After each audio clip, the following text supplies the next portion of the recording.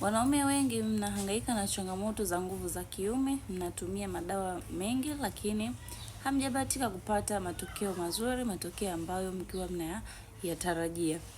By the way, nimekuwa nikisaidia wanaume wengi sana kuweza kuondokana na changamoto ya nguvu za kiume, kuweza kurudisha heshima katika nyumba, kuepuka migogoro na stress katika ndoa. Nimeandaa mpango maalum kwa ajili yako wewe mwanaume ambaye umeteseka na changamoto hii ya nguvu za kiume. Haijalishi kwa chanzo kipi, haijalishi umejichua, haijalishi umepata changamoto ya tezi dume au changamoto zingine.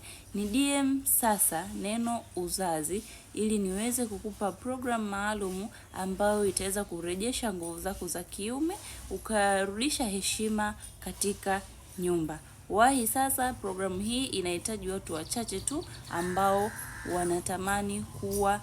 wanatamani kurejesha ujali wao, wanatamani kurudisha heshima katika nyumba.